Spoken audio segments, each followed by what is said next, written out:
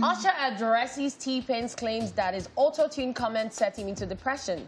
American singer-songwriter Usher has finally spoken up weeks after fellow singer T-Pain accused him of making comments that sent him into depression. He made this known during a recent interview with Billboard, where he explained that his intentions were never to chastise T-Pain for being creative, revealing that they have since reconciled. Usher said, "I'm happy that T-Pain said something. I'm not sure if it was before or after our actual conversation, after I heard what was said. It was very hurtful to know that he had experienced that kind of hardship in life," end of quote. He continued, and I quote, "I wouldn't wish that on any person. Private conversations for me have always been intended to uplift. But when or if people get pieces of it, they can always have some other interpretation. But we've spoken since and we're good," end of quote.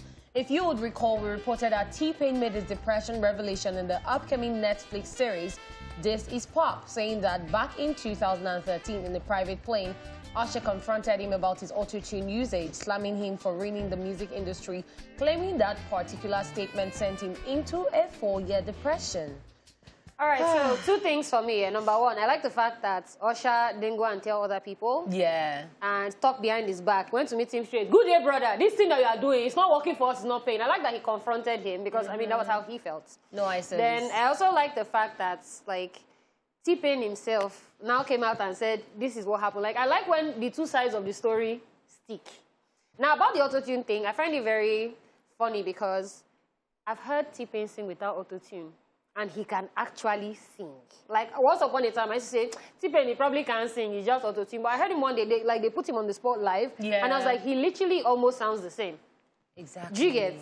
So I don't even know why he went into depression, as in... Because of that, right? Do you get? So then again, it's not also this thing where I always say, always be nice to people. You don't know what people are going through. Yeah, exactly. This was maybe his own way of being creative.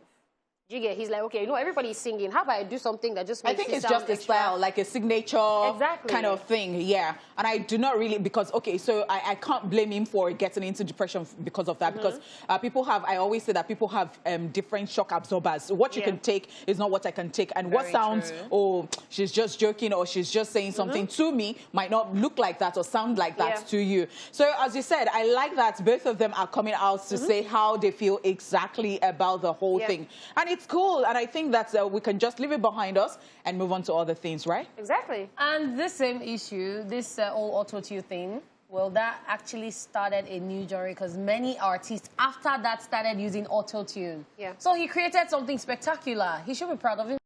Yep, and I don't think anybody ever did auto-tune better than T-Pain. None. Yeah, you know. And like that's what the I'm saying because... bartender. Do you understand? And that's what I'm saying because his voice was already that good. So when it was just an extra spice, I know. just sprinkled Like it on 5 top o'clock like in this. the morning. Yes. Okay, guys. Game of Thrones actor Kit Harington faced mental health issues because of the show. English actor and producer Kit Harington, who played Jon Snow in HBO drama series Game of Thrones, has opened up about struggling with his mental health issues after the show wrapped up in 2019. Kit Harington revealed this on an episode of SiriusXM's The Jess Kegel Show, saying, where he said, "I took a break after Thrones. I didn't want to work for a year. I wanted to really kind of concentrate on myself, and I think I'm really happy I did that." He also reveals that the intense, violent show took an emotional toll on him so much that it directly affected his mental health.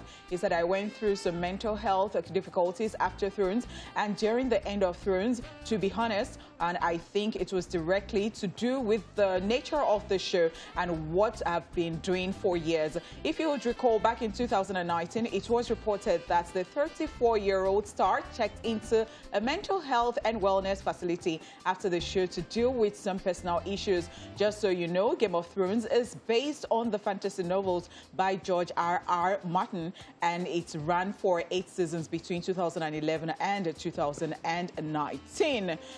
Yeah, I personally saw Game of Thrones, and I can kind of understand where he's coming from because even Sansa Stark, I think she was the biggest leap for me because when I saw her at first in season 1, she was so small, and then at the end of the thing, she was grown. So I'm like, they've been on this set for so long, and the thing is, the way people in, well, the way actors, well, the good actors, the way they act. It's not just they give them script, read it and say, okay, I'm coming here to recite They lines. embody The it. thing is, they actually become the role. It's the same way the guy that played Joker, he was almost running mad in real life by himself because he had entered into the role so much that it started to affect him. So I understand this happening.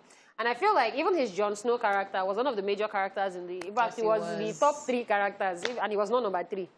You get? So after Daenerys was literally Jon Snow. So I understand him having this mental issue breakdown, and that's another thing why you always say people check out for your mental health. Very true. And when people tell you that they're experiencing mental health issues, please, it's nothing to joke about. That's nothing right. to laugh about. That's right. Because you can't relate doesn't mean it's not important to the other person. So I use God and beg you. Especially Nigerian parents, I beg. If It's your child true. tells you that they have a problem, don't say, hey, don't worry, God will sort it out. No, It's we're true. not doing that. Actually try to help them. And I true. think, I actually think that people should try to understand where people are coming from because people don't handle things the same way. When most of these actors embody their characters, it deals with them mentally, but the method actors get out of it. Like, okay, I'm doing this now, I'm doing this then. So people need to understand that these people are humans and people react in different ways. Bottom line, do not even trivialize that. And I think it does not happen to actors alone, to different people. Because somebody who is a newscaster was talking about how every day the news she's casting is about sad news and all that, like problems, politics and all that. And she just wanted to leave that job because it became a burden. And I think I can actually relate because sometimes people are saying that, if you don't have a job now, you say you don't have a job and then you now have a job, you're complaining that